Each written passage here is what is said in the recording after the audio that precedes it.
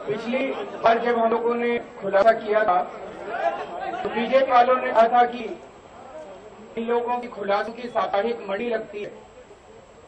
मैं और कहना चाहता हूं कि आपने और कांग्रेस ने मिलकर देश में इतने घोटाले रखे हैं कि देश की जनता के लिए साप्ताहिक मंडी से काम नहीं चलेगा, रोज एक मंडी लगानी पड़ेगी इन घोटाले की।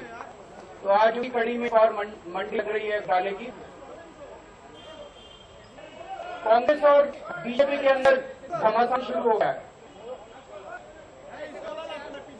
लोग आपस में एक दूसरे की पोल खोल रहे हैं। अभी जो कैबिनेट रिशफल हुआ था तो उस दिन एक व्यक्ति नए पहली बार मंत्री बने थे, उनका एसएमएस आया मेरे पास। कहते हैं कि आप जो रॉबर्ट वाड्रा के खिलाफ खुलासा कर रहे हैं थोड़ी ज्यादा बने रहेगा। ये बड़ा आश्चर्य हुआ कि रॉबर्ट वाड्रा जी की मदर इन लॉ आपको मंत्री बनानी है तो आप उन्हीं के खिलाफ काम कर रहे हैं।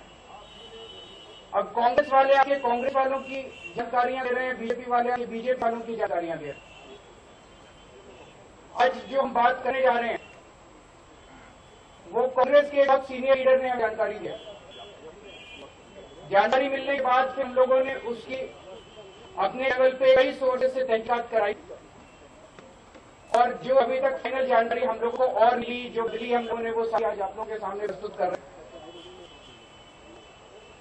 हमारे देश में काले धन की बहुत बात होती रही कि देश में काला धन है, बहुत ज्यादा काला धन है और स्विस बैंकों में पैसा जमा है। स्विस बैंकों में कितना पैसा जमा है इसके और भी कई तरह के कयास लगते हैं। बातें तो बहुत हुई लेकिन कभी उम्मीद नहीं थी कि स्विस बैंक का पैसा भारत में वापस लौटेगा। राजनीति होती थी केवल। लेकिन आज कुछ कागज जो हम आपके सामने प्रस्तुत करने जा रहे हैं वो एक उम्मीद ये जताता है कि स्विस बैंक का सारा पैसा भारत में लौट सकता है, लेकिन लौटेगा नहीं। कि सरकार मिली हुई है इनके साथ, सरकार अपराध को बढ़ावा दे रही है। कितना पैसा है स्विस बैंक में? सीबीआई डायरेक्टर का एक स्टेटमेंट है, जो मौजूदा सीबीआई डायरेक्टर है, उन्होंने कहा था $500 बिलियन, 25 लाख करोड़ रुपया स्विस बैंकों में। आज हम दो भागों में बांटेंगे अपनी बातचीत को। पहला है कि स्विस बैंकों में कुछ लोगों के कितना पैसा है उसकी जानकारी हम लोग को मिली है, हम लोग आपके सामने रखेंगे। और दूसरा ये कि किस तरह से हमारे देश की इकोनॉमिक सॉवरेनिटी, हमारे देश की आर्थिक प्रभुत्ता खतरे में है, इसके बारे में हम लोग बातचीत करेंगे। जुलाई 2011 को फ्रांस की सरकार ने हमारे देश की सरकार को एक सीडी मिली। उस सीडी के अंदर स्विट्जरलैंड के HSBC एक बैंक का नाम है, फॉरेन का बैंक है, उसकी जेनेवा में जो ब्रांच है, जेनेवा स्विट्जरलैंड में एक शहर, स्विट्जरलैंड देश है, जेनेवा एक शहर है। HSBC की जेनेवा की ब्रांच के अंदर 700 भारतीयों के जो अकाउंट्स हैं, उन अकाउंट की लिस्ट हमारे देश की सरकार को मिली। उन्हें यह लिखा हुआ था कि दिसंबर 2006 को इन लोगों की लिस्ट थी, इन लोगों का कितना पैसा वहां जमा था। केवल ये लिस्ट आई थी कि कितना पैसा किस आदमी का दिसंबर 2006 में जमा था। एक अकाउंट में इनका एक अकाउंट की लिस्ट आई। वो मैं आपको करके सुना देता हूं कि हमारे पास 700 लोगों की लिस्ट तो नहीं आई है, चंद लोगों की लिस्ट हमें अपने सोर्सेज से मिल पाई है, कई सोर्सेज से ली है। प्राइमरी सोर्स मैंने बताया वो कांग्रेसी नेता है, लेकिन उसके बाद हमने तहकीकात कई जगह की। मुकेश अंबानी जी का दिसंबर 2006 में 100 करोड़ रुपया स्विट्जरलैंड में स्विस अकाउंट में जमा था। अनिल अंबानी जी का 100 करोड़ रुपया जमा था। मॉडेक सॉफ्टवेयर प्राइवेट लिमिटेड, अगर आप पारसी की वेबसाइट पे जाएंगे या दूसरे सोर्स से पता करेंगे तो इसके अंदर रिलायंस की कंपनियों की शेयर होल्डिंग है और उसमें अनु टंडन, सुनील टंडन डायरेक्टर है, अनु टंडन मैनेजिंग डायरेक्टर थी उसमें, और संदीप टंडन।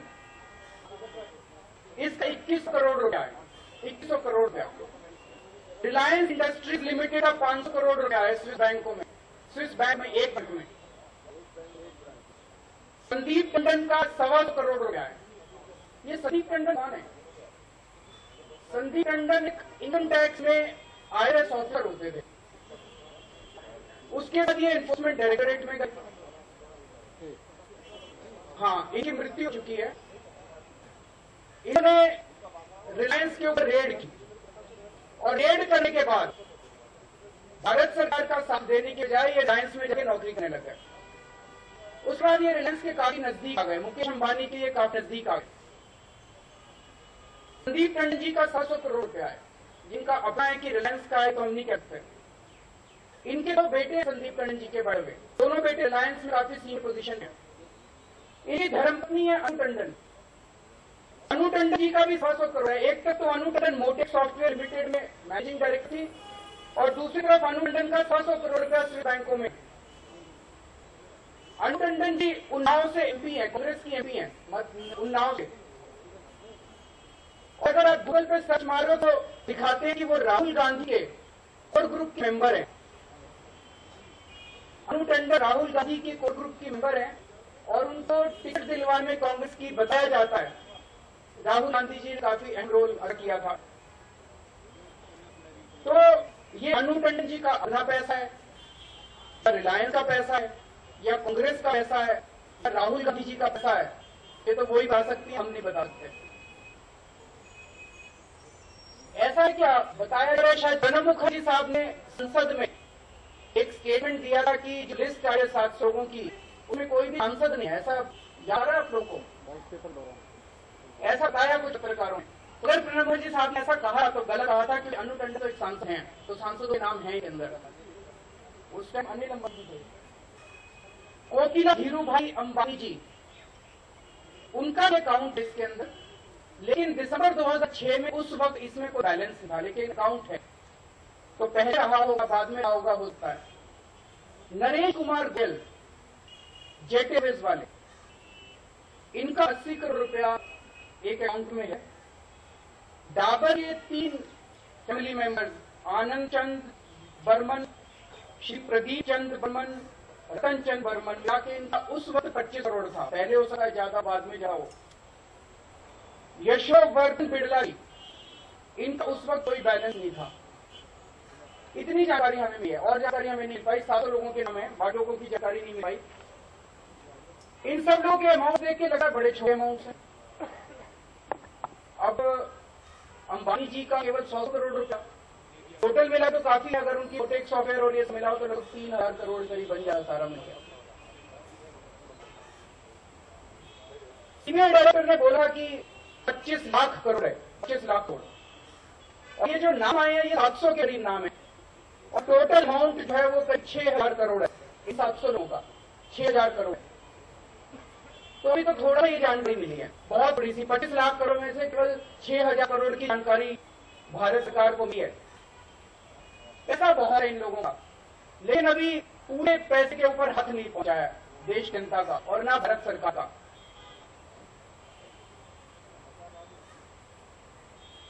लेकिन अब जो मैं आपको बताने वाला हूं वो ये दिखाता है भारत सरकार सारी जानकारी लेने की बजाय जितने लोगों की जानकारी है इनको छोड़ने के बहाने ढूंढ रही है कि कैसे छोड़ेंगे, इनको कैसे बचाया जाए, उन बहाने ढूंढ रही है। ये जानकारी भारत सरकार के पास आई जुलाई 2011 में। 28 जुलाई 2011 को दिल्ली में 3 लोगों के ऊपर इनकम टैक्स वालों ने रेड मारी। 28 जुलाई 2011 को 3 लोगों के नाम थे के अंदर, बहुत छोटे छोटे लोग हैं। एक का 8 करोड़ रुपया, एक का 12 करोड़ रुपया था, एक का 5 करोड़ रुपया, ऐसे कुछ था। उन तीनों के ऊपर रेड मारी, तीनों ने कबूल कर लिया, हाँ जी आप कह रहे हैं हमारा ऐसा है, हमने इनकम टैक्स में डिक्लेयर नहीं कर रखा, लेकिन अब हम इसे इनकम टैक्स देने को तैयार। तीनों ने कबूल कर लिया। तीनों ने जो स्टेटमेंट इनकम टैक्स डिपार्टमेंट को दिए वो स्टेटमेंट के अंदर पेज नंबर 10, पेज नंबर 21 और पेज नंबर 39 पे इनकम टैक्स डिपार्टमेंट को दिए गए स्टेटमेंट्स की कॉपी हम लोग अटैच करें। साइंड स्टेटमेंट्स हैं इनकम टैक्स डिपार्टमेंट के under section 131 and 132 of income tax act. ये बहुत चौंकाने वाले हैं स्टेटमेंट में। स्टेटमेंट में लिखा है कि गोरा धंधा देश में चल कैसा है, और ये स्टेटमेंट आपको दिखाएंगे कि आपको भारत में एसबीआई में अकाउंट खोलना ज्यादा मुश्किल है, स्विस बैंक अकाउंट खोलना बहुत आसान है। और अभी आप स्विस बैंक अकाउंट खोलना चाहें तो एक फोन नंबर आप फोन कीजिए, आपके घर अब तक आदमी आएगा और अब तक आपका स्विस बैंक अकाउंट खुलेगा। आपको स्विट्जरलैंड जाने की जरूरत नहीं, दुबई जाने की जरूरत नहीं, आपका शाम तक अकाउंट खुल जाएगा। एसबीआई में अकाउंट खुलवाना हो जाना पड़ता है, ब्रांच में आना पड़ता है, फॉर्म भरने पड़ते हैं 10 करके, लेकिन स्विस बैंक आपका शाम तक खुलेगा, इतना आसान। तो ये तीनों स्टेटमेंट ये दिखाते हैं। सबसे पहले मैं आपका ध्यान, ये 3 लोग हैं, विक्रम धियानी गाजियाबाद के रहने वाले हैं, प्रवीण साहनी जयपुरा के रहने वाले हैं, परमिंदर सिंह कालरा फ्रेंड्स कॉलोनी में रहते हैं। पेज नंबर 32 के ऊपर नीचे लिखे हुए पेज नंबर जरा से देख लीजिएगा, पेज नंबर 32 से ये वह स्टेटमेंट है विक्रम धिरानी का। विक्रम धिरानी जी से प्रश्न पूछा इनकम टैक्स अधिकारी रेड के दौरान, इनकम टैक्स की रेड। प्रश्न पूछा है, now and show you bank statement of bank account held by you abroad, please go through it and explain the same. कि मैं आपको बैंक अकाउंट की कॉपी खा रहा हूं, विदेश में आपका बैंक अकाउंट है, इसको पढ़कर बताइए। तो जवाब है, yes this is my account, हाँ ये मेरा अकाउंट है, जो मैं HSBC की बैंक की दुबई ब्रांच में मैंने 13 अप्रैल 2006 को खोला था। माना उन्हें कि ये मेरा अकाउंट है। आप दुबई गए थे बोलने के लिए? अगला प्रश्न है, वो कह नहीं, भारत में ही कोई मेरे घर आया था और उसने मेरा अकाउंट खुलवा दिया। बहुत आसान है दुबई के अंदर अकाउंट होना। ये अकाउंट ऑपरेट कैसे होता है? मान लीजिए आपने दुबई में, जिनेवा में अकाउंट खोल तो लिया, अब उसमें पैसे डलवाने हैं, उसमें पैसे निकलवाने हैं, कैसे निकलवाएंगे? तो पेज नंबर 49 पे आइए, प्रवीण साहनी जी बताते हैं आपको कि अकाउंट ऑपरेट कैसे होता है। पेज नंबर 49, स्विस बैंक के अकाउंट ऑपरेट कैसे होते हैं। आपको SBI जाना पड़ता है, टेलर मशीन जाना पड़ता है, फिजिकली गाड़ी निकालते हैं, वहां कहीं नहीं आना पड़ता। एक फोन करो, घर आके डिलीवरी देके जाते हैं। आप कह दो कि मेरे पास अब 10 करोड़ रुपया चोरी का पैसा जमा होगा, तो वो स्विट्जरलैंड वाले का आदमी भेज देते हैं, शाम तक आ जाता है। वो इनके लाल हैं, दिल्ली अंदर घूम रहे हैं, देश के अंदर घूम रहे हैं, वो आपको आगे शाम तक आपका कैश ले जाते हैं और आपके डॉलर्स में स्विट्जरलैंड के अंदर पैसा जमा हो जाता है। ये मैं हवाला के थ्रू, ये पेज नंबर 49 पे ये इनकम टैक्स अधिकारी पूछ रहा है, I am showing you annexure A1 page 1, please explain. This is the, वो जवाब देते हैं, this is the money totalling $10 lakh brought back from a Swiss account HSBC Bank branch Geneva, account number 40529 SP to India, तो हवाला to India. अगला प्रश्न है, अच्छा ये बताते हैं, amount of $8,89,000 was left after my above withdrawal to India to हवाला, कि मैंने हवाला के जरिए HSBC ने हवाला कराया, हवाला के जरिए मैंने पैसा निकाला और अब मेरा 8,89,000 बच गया।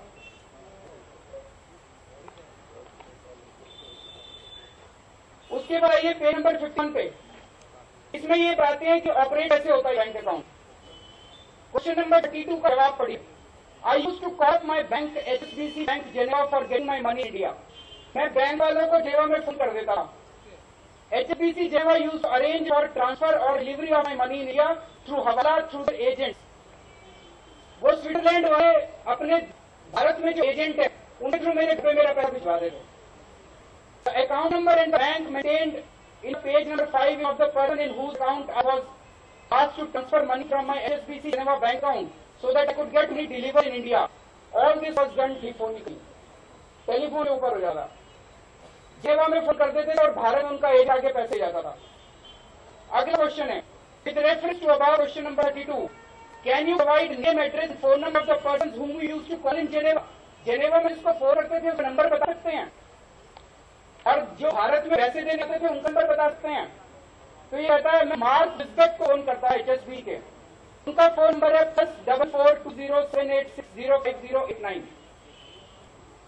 मैं मिस पैरली को फोन करता था जो कि HSBC जेनेवा की ब्रांच में अफसर हैं, उनके फोन नंबर है +417925176653 +4122705431। और मैं सैली बिगली को फोन करता है जिनका नंबर है +4122705427। और ये मेरे को फोन करता था, मेरे घर पे पैसे डिलीवर करा देते थे। मैं उनको कहता था, भाई जेनेवा के मेरे अकाउंट से इतने डॉलर निकला दो, तो इतने डॉलर बैंक में हम करा देते, तो मेरे घर पे रुपए भिजवा देते। ये तो आसान है। SBI में आप अकाउंट क्यों खोलेंगे? स्विस बैंक में खोलने का फायदा है देश के सारे लोगों को। अगले पेज पे आते हैं, सबसे ऊपर This is the money I received in India in the denomination of US dollars from HSBC Bank Geneva account through Hawala. I don't remember the name of the person who delivered money. हर बार एक अलग आदमी पैसे दे आता था, वो एक ही आदमी को करना पड़ता था जेवा में, लेकिन दिल्ली में डिलीवरी हर बार अलग आदमी करता था। वो अपना नाम भी नहीं बताता था और अपना फोन नंबर भी बताता था। ये इन मॉडल्स ऑफ एंट्री था। अगर आप परिंदर सिंह कलरा जी का पढ़ेंगे, मैं सारा डिटेल में जा रहा हूं तो वो यही बताएंगे। तो मोटे मोटे तौर पर ये है, HSBC वाले, Hong Kong and Shanghai banking corporation, अगर आपको स्विस बैंक खोलना है आपको जाने की जरूरत नहीं है, आपको फोन करिए, उनका आदमी आएगा, आपका दुबई में अकाउंट खुलवा देगा, शाम तक आपका वहां खुलवा देगा। आपको पैसे जमा कराने हैं, आप यहाँ पे 10 करोड़ रुपए, 20 करोड़, जितना 1000 करोड़ जितना कमाया आपने, वो आप उसको दीजिए, तो वो उतने डॉलर आपके वहां जमा हो जाएंगे। बहुत ईमानदारी से चलता है 2 भर का काम। और जितने पैसे आप वहां से निकलने हैं, आप उसको फोन करते उतने डॉलर वहां पे कम जाएंगे और यहाँ उतने डॉलर आपको डिले करवा दिए जाएंगे। ये तरीका था। तो मजे की बात यह, 700 लोगों में से 100-125 लोगों की इनकम टैक्स क्लियर हुई। बस छोटे छोटे लोग जिनके 5 करोड़ थे, 7 करोड़ थे, न्यू फ्रेंड कॉलोनी में रहते थे, गाजियाबाद में रहते थे, चोरी की थी उन्होंने। अंबानी जी की रेट क्यों नहीं हुई? मुकेश अंबानी जी के यहाँ रेट क्यों नहीं हुई? अनिल अंबानी के यहाँ रेट क्यों नहीं हुई? नरेश गोयल जी की रेट क्यों नहीं हुई? यशोधन बिड़ला जी के यहाँ रेट क्यों नहीं हुई? बमन जी के यहाँ रेट क्यों नहीं हुई? एक मन में प्रश्न उठता है, भाई 700 में से 100 लोगों की रेट क्यों हुई, बाकियों क्या रेट क्यों नहीं हुई? किस बेसिस पे? उस टाइम प्रणब मुखर्जी साहब थे वित्त मंत्री। प्रणब मुखर्जी साहब ने किस बेसिस पे तय किया कि इनके रेट करवाने और इनके रेट नहीं करवाने? ये किस बेसिस पे तय हुआ? ये तो उनको जवाब देना पड़े। राष्ट्रपति तो बन गए, लेकिन जवाब मांगेगा देश। ये कैसे हमने बाकी 600 लोगों को, बाकी 600 लोगों को जो छोड़ दिया, वो किस बेस पे छोड़ा? फाइनेंस मिनिस्ट्री के सोर्सेज ने हमें बताया है कि जुलाई 2011 में जब ये जानकारी आई तो मुकेश अंबानी जी मिलने के आए थे वित्त मंत्री से, फाइनेंस मिनिस्टर से, और उन्होंने जाके निवेदन किया था कि जितना हमारे नाम पे पैसा खड़ा है टैक्स दे देंगे, रेट मत करना हमारे ऊपर। उन्होंने लिखा भी are prepared to pay the tax to buy peace, शांति को खरीदने के लिए हम टैक्स देने को तैयार हैं।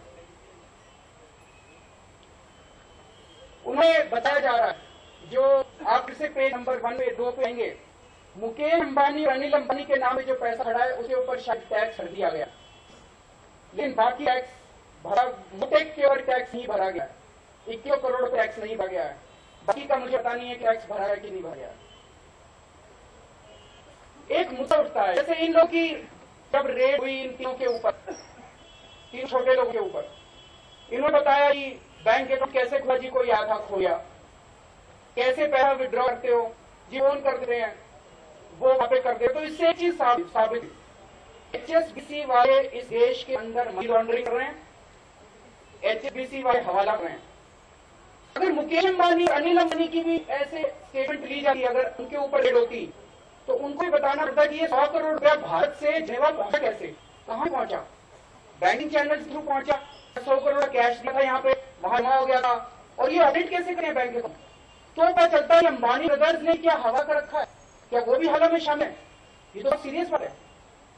अगर नरेश गोयल जी का रेड होती, उनका स्टेटमेंट लिया जा रहा, तो पता चलता कि उन्होंने हवाला रखा है क्या, तो कैसे ऑडिट करते हैं बैंक अकाउंट को? अगर डबर वालों की यहाँ भी रेड होती, अगर बिड़ला वालों की यहाँ भी रेड होती, तो पता चलता है ये पैसा कैसे विड्रॉ हो रहा है, कैसे यहाँ पे कैश दिया, कैसे हो रहा है, उन्होंने हवाला रखा है क्या? और अगर हवाला रखा है तो तुरंत गिरफ्तार किया जाना चाहिए सब लोगों को।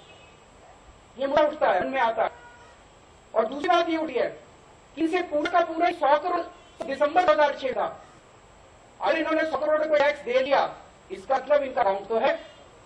तो इन्हें कहा जाए कि पूरे अकाउंट की कॉपी दीजिए, कब खुला था, आज तक क्या ट्रांजेक्शन हुई, उस अकाउंट से किसको रिश्वत दी अभी तक, जितनी डेबिट एंट्रीज है उसके अंदर वो सारी डेबिट एंट्री एक्सप्लेन करने को कहा जाएगा। उसमें से तो खुद रिश्वत गई, दूसरे अकाउंट का भी पता चलेगा, एक अकाउंट मिला तो उसमें से 20 अकाउंट निकल के आएंगे।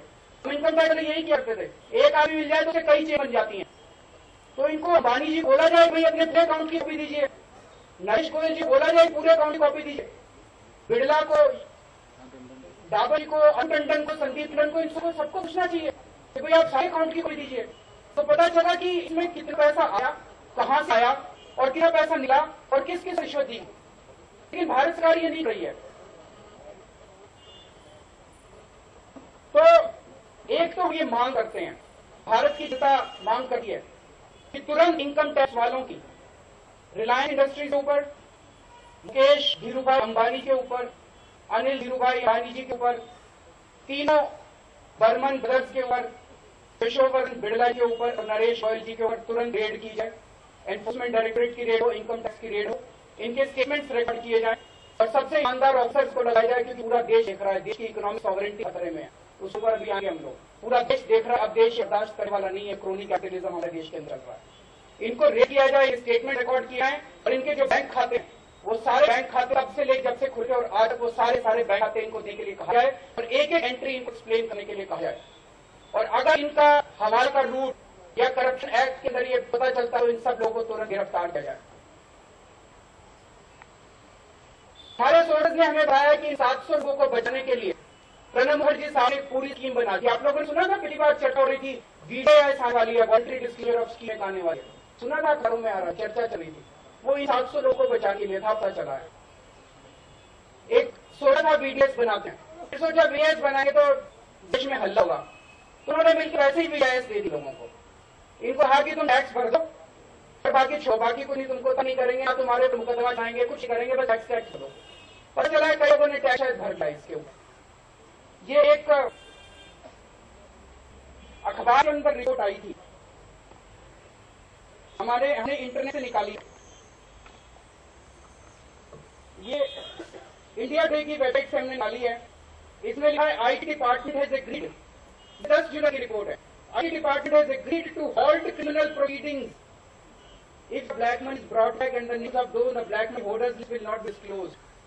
प्रणब मुखर्जी साहब से पूछना चाहते हैं कि इनकम टैक्स एक्ट कौन सी धारा के अंदर आपके पास ये पावर है कि आप क्रिमिनल प्रोसीडिंग्स को रोक सकते हैं?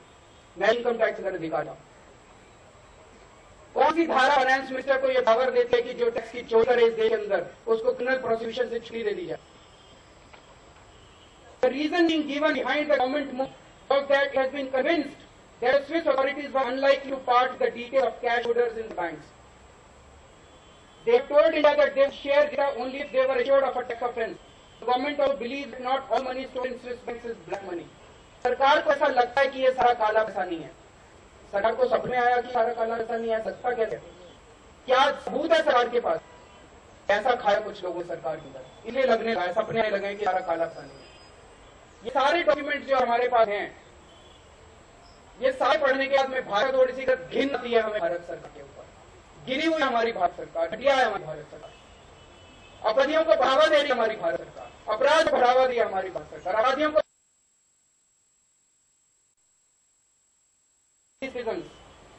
सरकार ने कहा हमने ऐसा नहीं किया, minister of state in the ministry की हमको एमनेस्टी दे रहा है। उसके बाद उन्होंने एक और प्रश्न पूछा,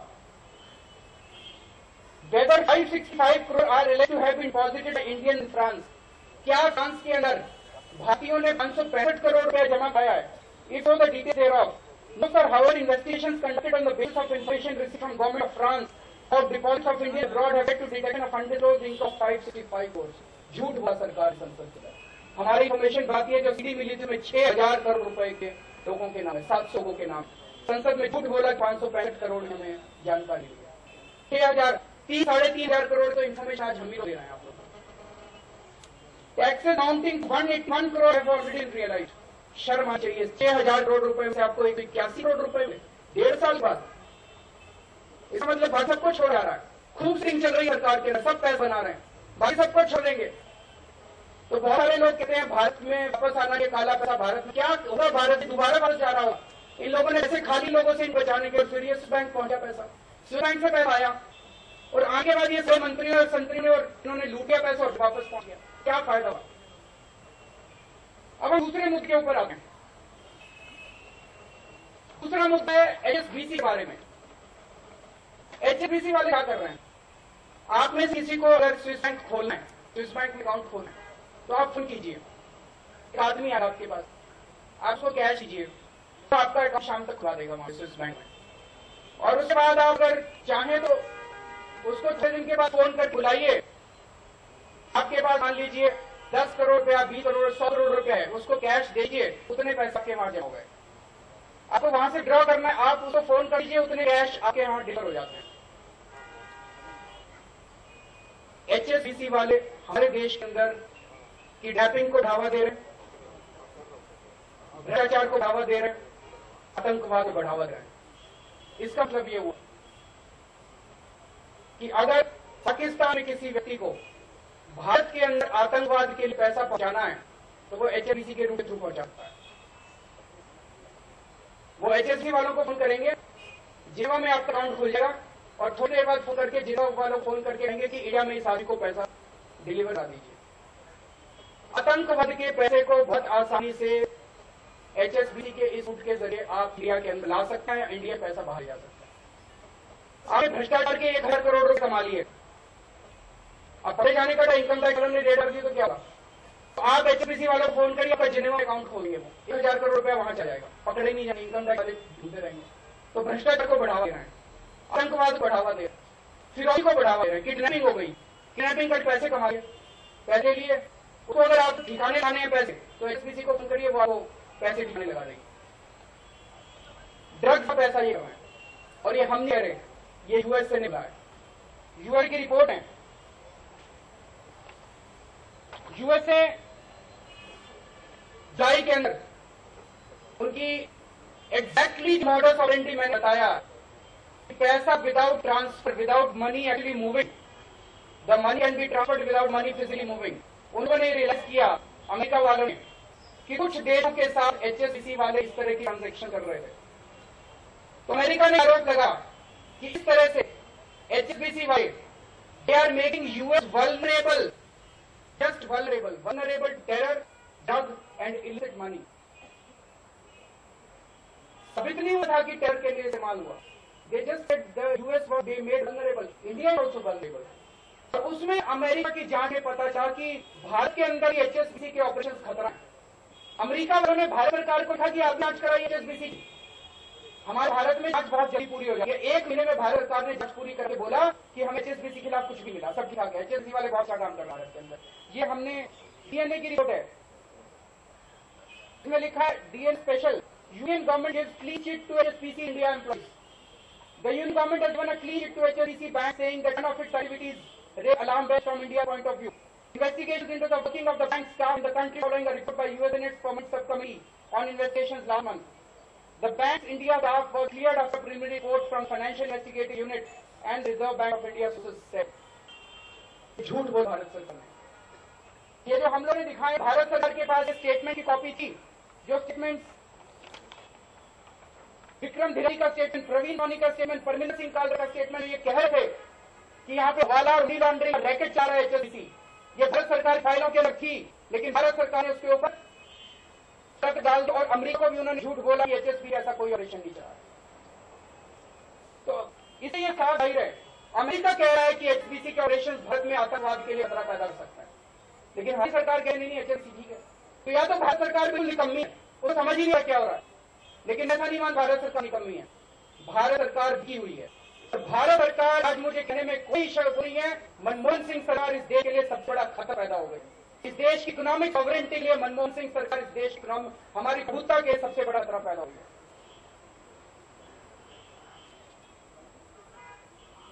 इसी तरह की जानकारी अमेरिका को 3 साल पहले दी थी, 3-4 साल पहले, 2008-2009 में, जब ये एचएसबीसी वाले, यूबीएस वाले ये पड़े गए अमेरिका के अंदर। अमेरिका वालों को पता चला कि जैसे भारत का बहुत सारा स्विस बैंक का पैसा जमा है, ऐसे अमेरिका वालों को बहुत सारा स्विस बैंकों में पैसा जमा है। तो उन्होंने यूएस बैंक, यूबीएस और स्विट्जरलैंड का बैंक, जैसे एचएसबी जो है उस शाखा है स्विट्जरलैंड के अंदर, ऐसे यूएस भी एक स्विट्जरलैंड का बैंक है। यूएस वालों के करके घर में रोड़ी उन्होंने कहा ये तो सारे ऑपरेशन बंद करेंगे तुम्हारे अमेरिका में, और तुम्हारे खिलाफ मुकदमा चलाए, जेल भिजवाएंगे, और नहीं तो सारे अमेरिकन की लिस्ट दो। और वो दौड़ रहे हैं, सारे अमेरिकन की लिस्ट दी उन्होंने, पता होगा आप लोगों को, आप तो ज्यादा जानकार लोग। अमेरिका वालों के जितने स्विस बैंक में अकाउंट थे, सारी लिस्ट यूबीए बैंक ने और जितने दूसरे बैंक ने, स्विट्जरलैंड ने, उन्होंने सारी लिस्ट उठा इन लोगों को दी।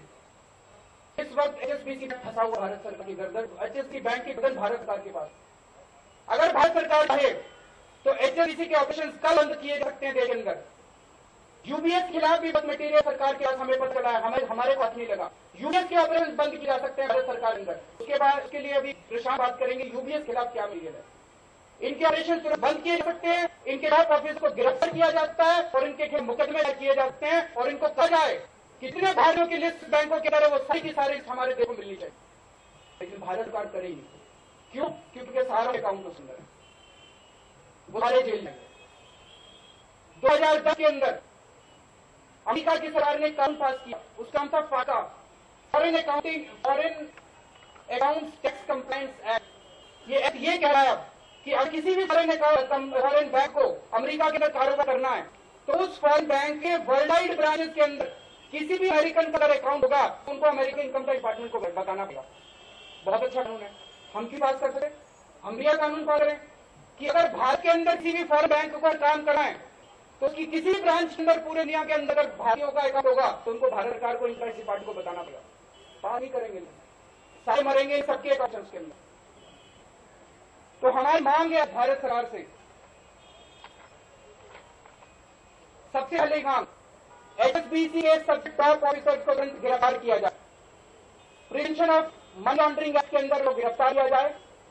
और हमारा मानना है जिस तरह के ऑपरेशन भारत के अंदर कर रहे हैं, India is vulnerable to terror, drugs and corruption offences, हमें यह लगा है कि इनके खिलाफ देशद्रोह और एजिंग वॉर अगेंस्ट इंडिया इनके मुकदमे चला जा सकते हैं। HSBC के टॉप ऑफिसर्स के खिलाफ इंसान कानून के मुकदमे चलाए जाए। भारत के अंदर HSBC के सारे ऑपरेशन को सस्पेंड किया जाए। जैसे अमेरिका के अंदर यूबीए को सारे अकाउंट, यूबीए क्रेडिट स्विस, दो बैंक है स्विट्जरलैंड के, इन दोनों को बंद किया गया कि वो सारी लिस्ट क्लियर करें यूएस सिटीजन की। ऐसे ही HSBC को बंद किया जाए कि अगर उन्हें भारत में काम करना है ऐसे तो उन्हें सारे वर्ल्ड वाइड उनकी जितनी ब्रांचेज उनके अंदर जितने भारतीयों के अकाउंट्स हैं, भारत संबंधित कंपनियों के अकाउंट्स हैं, वो सारे अकाउंट्स उन लोगों को भारत सरकार को देने रहेंगे और भारत सरकार उनको पब्लिक कर। जो 7 लोगों के लिए चाहिए उन 700 को में including Ambani brothers, mister Naresh भाई, मिस्टर बर्मन एंड रिलायंस, उन सबके यहाँ इनकम टैक्स की रेड की जाए, एनफोर्समेंट डायरेक्टोरेट की रेड की जाए, उनसे सारे बैंक अकाउंट की कॉपीज मिली जाए, एक एक ऐसी एक्सप्लेन करने को करा है, उनके स्टेटमेंट्स रिकॉर्ड किए जाए और अगर क्राइम ऑफ केस बनता है तो इन सब लोग को गिरफ्तार किया जाए। और अंत में मैं केवल ये कहना चाहूंगा, HSBC के अंदर हमने नेट पे रह के 32,000 एम्प्लॉइज का करते हैं भारत के अंदर HSBC के। मैं उन सब 32,000 एम्प्लॉइज से निवेदन करना चाहूंगा, अपील करना चाहूंगा, भारत आपका देश है, भारत सबका देश है। और HSBC भारत के अंदर सारे स्विस बैंक डिटेल्स नहीं लेता है तो मैं उन सारे एम्प्लॉय से निवेदन करूंगा, नौकरी छोड़ दीजिए। आपको नौकरी हम लोग देंगे, अगर आप नौकरी छोड़ेंगे हम लोग अपील करेंगे इस देश दूसरे बैंक से कि आप नौकरी दीजिए, इस देश की जनता आपको साथ देगी। लेकिन देशभक्ति के लिए, देश के लिए मैं आपसे अपील कर रहा हूँ 32,000 एम्प्लॉय HSBC में नौकरी छोड़ें। कुछ लोगों के बाद हमारे पास शायद और इंफॉर्मेशन आएगी, ये जितना पैसा काला धन, आतंकवाद का पैसा, ड्रग का पैसा, रिश्वतखोरी का पैसा, ये सारा इस बैंकों में आ रहा है। यूएस ने फैसिलिटी क्रिएट की हुई है, वो वहां पे आपकी इस पैसे की एक फॉरेन FII बना देते हैं, उसकी एक कंपनी बना देते हैं वहां, और फिर वो FII के रूट में ये सारा पैसा जाता है, FDI के रूट में सारा पैसा लगाता है। ये सारा पैसा HSBC के रूट के थ्रू, दूसरे बैंकों के रूट के थ्रू बाहर आता है हवा से। क्राइम का पैसा, टैक्स इवेजन का पैसा, भ्रष्टाचार का पैसा बाहर जाता है और ये FII के अंदर आ है। और इसके फाइनेंस मिनिस्ट्री के अंदर रिपोर्ट है, उसकी कॉपी हमें नहीं मिली, जो ये बता रहा है कि FII आ रहे हैं, फॉरेन इंस्टीट्यूशन इन्वेस्टर्स, इस मेजर पोर्शन ये अपराध का पैसा है। ये फॉरेनर्स पैसा नहीं है, कहते हैं हम फॉरेन इन्वेस्टमेंट चाहिए, ये फॉरेन इन्वेस्टमेंट नहीं है, ये सारा पैसा नहीं, लेकिन काफी हद तक पैसा ये फॉरेन इन्वेस्टमेंट के तौर के अंदर इस तरह से आ रहा है।